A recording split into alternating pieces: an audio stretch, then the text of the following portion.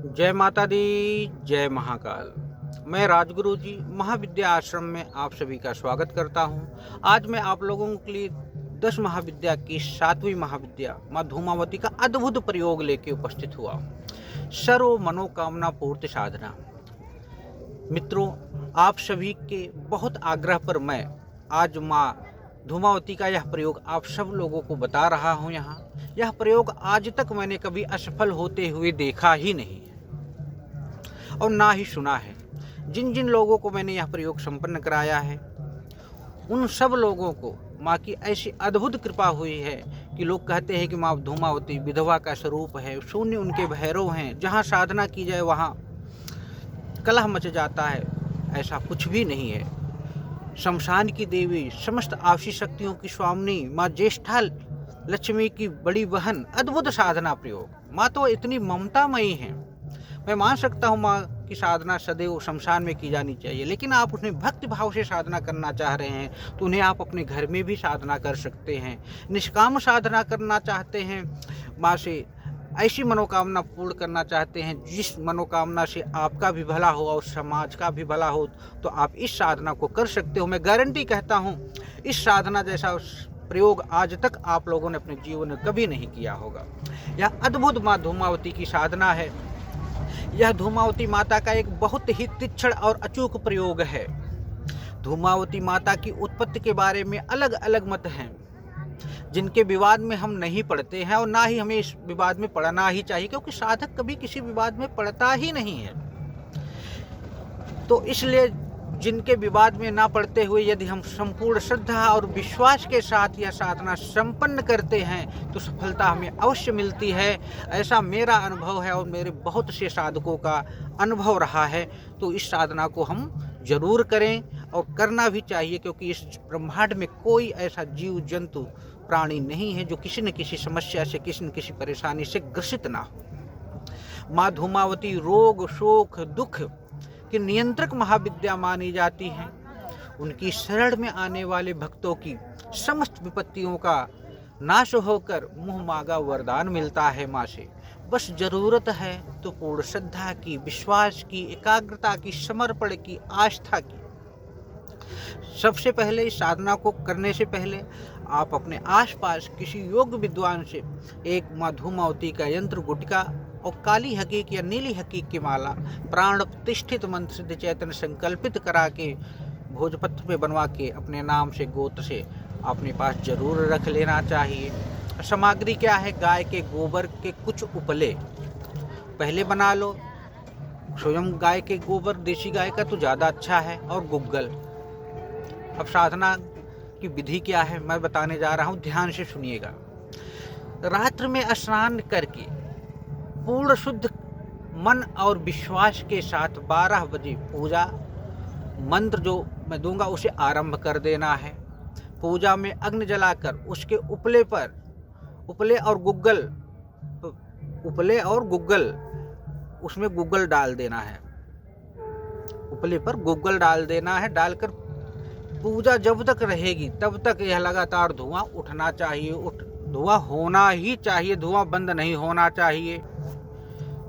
ध्यान रहे कि धुआं बंद नहीं होना चाहिए, और धुआं इतना अधिक भी ना हो जाए कि जिससे कि आपको परेशानी हो जाए या आपके किसी पड़ोसी को समझे कि घर में आग तो नहीं लग गई है, या कोई दिक्कत परेशानी उसको भी ना हो, आपको भी ना हो, और परिवार के किसी मेंबर की ना हो। इसलिए इतना धुआं नहीं करना चाहिए। और ये ना कोई समझे कि आग लग गई हो, क्योंकि टोका टाकी होगी तो साधना में दिक्कत हो जाती। टोना और टुटका का मतलब टोकना ही होता है। कुल मिलाकर विघ्न नहीं आना चाहिए। आप जाप काले या काला वस्त्र पहनकर संपन्न करना चाहिए। दिशा उत्तर की तरफ हो तो अच्छा है। उत्तर की तरफ मुंह करके रुद्राक्ष की माला से करना है। आधुनिक अंग वस्त्र अगर पूजा के समय न पहने तो उत्तम है। जो सिले हुए होते, मतलब बिना सिले हुए कपड़े पहनना ही उत्तम होता है। जिसमें सिलाई ना की गई हो उसको ही धारण करना चाहिए। सामने चौकी पे यंत्र को स्थापित करके धूप दीप अगरबत्ती दिखा के पंचोपचार ढंग से पूजन करके एक माला उनके शून्य भैरव का, एक माला उनके ध्रुव गणपति का संपन्न करके अपने कुल गुरु से आशीर्वाद प्राप्त करना चाहिए। मन ही मन अगर पता है तो फ़ोन करके, नहीं तो वैसे ही। साथ में एक माला गुरु मंत्र का जाप करना चाहिए। फिर अपने कुलदेवी कुल देवता का आवाहन करके उनसे आशीर्वाद प्राप्त करना चाहिए। साथ में ही साथ अपने पितरों का, क्षेत्रपाल का आवाहन जरूर कर लेना चाहिए कि वो आपको अपना आशीर्वाद आपको प्रदान करें।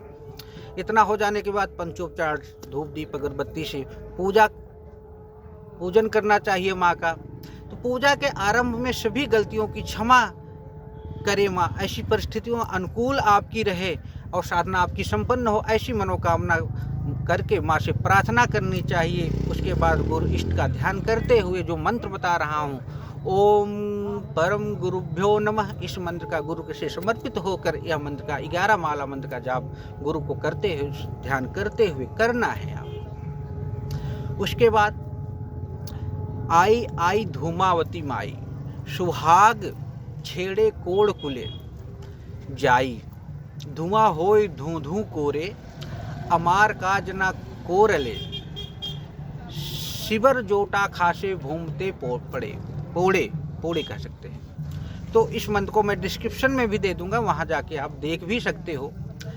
आई आई धूमावती माई, सुहाग छेड़े कोड़ कुले जाई, धुआं होय धू धू करे, अमार काज ना कोरले, शिवर जोटे खोसे भूमते पोड़े। इस मंत्र का जाप करना है। डिस्क्रिप्शन में मंत्र विधि पूरी रहेगी। दूसरे दिन आपका कार्य पूरा ना हो तो इस प्रयोग को 8 दिन तक करना चाहिए। वैसे एक दिन का ही यह प्रयोग है, एक दिन की यह साधना संपन्न हो जाती है एक दिन में ही, और कार्य भी पूरा हो जाता है। ना हो तो आपको 8 दिन कुल अर्थात 9 दिन यह साधना संपन्न करनी है। माता आपकी मनोकामना अवश्य पूरे करेंगी, यह मेरा ही विश्वास नहीं है। मैंने जितनी बार इस साधना को संपन्न किया है, करीब करीब हर बार इस प्रयोग से माँ मेरी भी मनोकामना को पूर्ण की है और मेरे जो शिष्यों ने संपन्न की है उनकी भी मनोकामना को माँ ने पूर्ण किया है। इस अद्भुत साधना को संपन्न करके आप अपने जीवन में आए समस्त प्रकार के संकटों का नाश कर सकते हैं, समस्त प्रकार की विपत्तियों का नाश कर सकते हैं, बाधाओं का अंत कर सकते हैं, ग्रह दोषों को नाश कर सकते हैं, दुश्मनों को भी अंत कर सकते हैं। ऐसी कोई मनोकामना नहीं है, ऐसे कोई खटकर्म नहीं है जिससे इस साधना के माध्यम से आप दूर ना कर सको। सबसे उत्तम है कि सावर मंत्र है, यह प्रयोग सिद्ध हो जाने के बाद कभी भी आप कंधे पर गूगल का धुआं करते हुए अगर 1 माला 2 माला भी किसी के लिए कर देते हैं तो उसका भी कल्याण हो जाता है। यह प्रयोग करने से पहले किसी योग्य गुरु का मार्गदर्शन जरूर ले लेना चाहिए। कोई दिक्कत परेशानी हो तो आप हमसे या हमारे महाविद्या आश्रम से संपर्क करो या अपने किसी योग्य गुरु से संपर्क करो। ये नहीं है कि आप हमसे ही संपर्क करो, कहीं से कुछ भी। और दूसरी बात, हमारे यहाँ साधना बताने के लिए, मार्गदर्शन करने के लिए, दीक्षा देने की कोई शुल्क, कोई पैसा नहीं रखा गया है। मार्गदर्शन हमारे यहाँ से फ्री मिलता है। तो आप लोगों का सदैव स्वागत है। हाँ, कभी कभी फ़ोन लेट उठ जाता है या कभी नहीं उठा पाते हैं या कभी यंत्रमाला पहुंचने में टाइम लग जाता है, तो उसके लिए विनम्र हम क्षमा चाहते हैं, क्योंकि हमारे यहाँ यंत्रमाला भोजपत्र पे बनाए जाते हैं, उसमें थोड़ा टाइम लग जाता है। तो इसलिए अगर कोई देरी हो रही हो तो आप लोग उसके लिए आश्रम और हमको क्षमा प्रार्थी हैं हम सब, क्योंकि हमारे यहाँ भोजपत्र में बना के प्राण प्रतिष्ठा करने में टाइम लगता है। क्योंकि ताबे का नहीं है कि मार्केट से 10 रुपये का खरीदा आपको भेज दिया। तो आप लोग साधना करें, साधनामय बने और हमारे इस यूट्यूब चैनल को लाइक शेयर करते रहें। जय माता दी, जय महाकाल।